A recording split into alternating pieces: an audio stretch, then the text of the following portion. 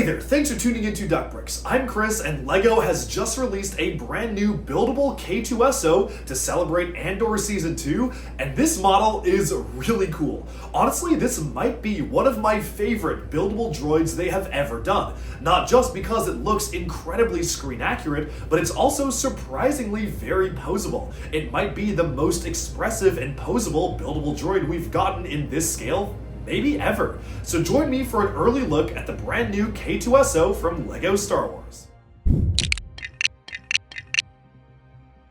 This is the buildable K-2S0 figure. 75434 comes with 845 pieces and retails for $90 US, which is maybe one of the best valued sets of this entire wave. It comes with a buildable droid K-2S0 model, which is pretty much in line with all of the other buildable droids we've been getting from LEGO Star Wars so far: Chopper, R2, C-3PO, and all of the like. And I actually really like this build. It is maybe one of my favorite ones, especially because this one is surprisingly poseable. Compared to those older models, which I guess had a few functions here or there, but largely were mostly static, especially like C-3PO, this genuinely feels kind of like a display model, but also a very poseable action figure style build at the same time. And I really appreciate that.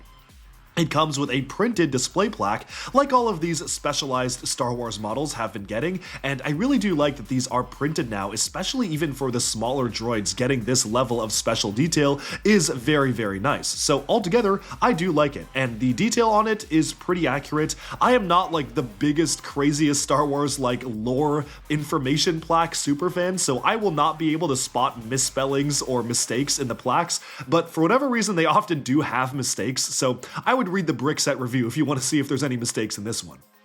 Moving on to the main build of the model though, it's always really impressive to me building these and putting them together to see just how much detail can be packed into a scale replica of these droids. I love how not only is this very detailed, but you can kind of move it around as well. There's a little bit of waist articulation, and altogether there's a lot of posability that can actually come out of a model like this. Now the proportions of K-2S0 are very, very unique compared to even other Star Wars droids. He's very spindly, the legs are super long, the arms are long and skinny, and that is really hard to depict in a stable model. But they managed to pull it off pretty well for a build like this. The only thing that I think is throwing me off a little bit about the pose is that the legs for the bottom legs are splayed outwards at a very wide angle, but the upper legs are just perfectly straight. I don't really know if there was a better way to do it, especially because, again, stability had to be the #1 thing when factoring this in, but if there was a way to have had those lower legs tuck in a little bit, or maybe even have the upper legs splay out a little bit, I feel like that would have looked a little bit better, but otherwise, every other detail is very impressive.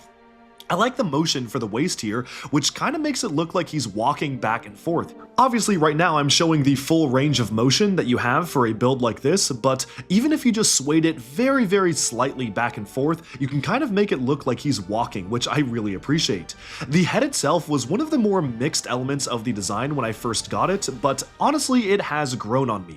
It's not quite perfect, but I really can't think of any other way to depict K-2S0's head in brick build form, and obviously if you really wanted to, you could also just swap it out for the CCBS buildable figure version, which was basically just a one-to-one perfect version of K-2S0's head, if it really bothers you that much. But for me, I actually think for a brick-built rendition utilizing no brand new elements, just existing pieces, it looks pretty good. And it's one of the first times I've actually seen LEGO use the Technic pin underside pieces as the actual pupils of the eyes there, which is a really nice touch. Articulation-wise, you can move the arms back and forth and rotate them as well. The hands are mounted on mixel joints or mini ball joints, so you can get articulation there, and you even have the option to articulate all the fingers and the thumb, which is very nice. This allows you to get K-2S0 in lots of different positions. You can cross his arms, you can have him be pointing at something, or whacking someone, or maybe even slapping Cassian across the face. There's a lot of different things that you can do with the model, and that's something I really do appreciate, because again, posability is often not something you consider when building a model like this. Taking a look at the full range here, you can see that despite the very skinny proportions, there's a lot of different things you can do with the build. The head is actually pretty interestingly mounted. The head itself is mounted on a click joint, which allows you to kind of have the head set a little bit lower, make him look a bit more hunchbacked, or maybe make him look like one of the more standard Imperial security droids where the heads are more hunched and they feel very robotic, and then you can transform him into a more expressive K-2S0 by having him kind of perk up and his neck sort of straightens up as he looks towards you, so that's something I really like. Obviously, you can see that there is a really good range of motion when it comes to the hands as well. Being able to bend them in pretty much every way you want can really allow you to pull off different poses. Like right here, I'm kind of making him point off into the distance, which I think is a really fun and dynamic pose, and there's a lot more that you can do with that to just make it feel more dynamic as a build, so I'm a big fan of how they were able to pull that off. Altogether, the posability of this set really elevates that beyond what I would expect, and I'm very happy and pleased with the amount of playability that you can get out of it despite it being primarily a display model. This is in no small part due to the designer of the set, Peter Carmichael, absolutely cooking on the build for this. He's actually a friend of mine, and I promise I am not biased when I say this is genuinely a really good set. He designed what is probably the centerpiece of my LEGO collection, the underwater Aquazone base, and he also hooked me up with a wooden LEGO duck, so I mean, maybe I'm a little biased, but I do genuinely think this is a really solid build. And mad props to Peter for this being his very first LEGO set. I'm really excited to see what he does from here. There were some building techniques used on this model that genuinely blew me away, that I have never seen be used on any other official LEGO set, and that's saying a lot because I have almost all of them. The usage of these rubber tire elements is obviously pretty standard for around the wheels there, but there is a very interesting usage of another black one right around where the neck attaches, where you can see that kind of just sits there, but it's held into place by a number of pieces. It's there at an angle to kind of show a neck socket, and that genuinely blew me away when I put it together. I was not expecting it to be that solid of a building technique, but it totally fits in. It's like the piece was made to be put there, and that was so impressive. So when putting this together, I thought that was super cool, and I really love just learning a lot from the process of building this set.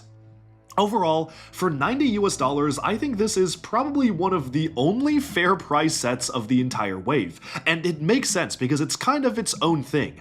Whereas most of the other sets have to deal with minifigures and whatever else they're trying to depict in comparisons to other larger and older versions of those models, this is just a standalone buildable figure of K-2S0, and it is absolutely the better for it. $90 does feel pretty much just about right for this. For 845 pieces, maybe 85 would have been a little better, but again, it is really hard to complain when you're getting something as good as this. Of course, much like the others large-scale droid figures, this does come with the minifigure version of the droid in question as well, and K-2S0 is unchanged from the Andor U-Wing, but it is a really nice figure, and I love the printing of the Imperial logo on the side of it. Altogether, I'm a fan of this set. This surprisingly became one of my favorites of the wave, which I was not expecting at all. Nothing against it, I just never really appreciated the buildable figures more than the standard minifigure based ones. I always found the minifig based sets a lot more fun to play with, but this is genuinely fun, posable, and accurate, and at a pretty decent price. So it might actually be one of the best sets of the wave. And with that, we've summed up my thoughts. Be sure to like and subscribe for even more LEGO news, reviews, discussion, and analyses coming your way very soon, and bye for now.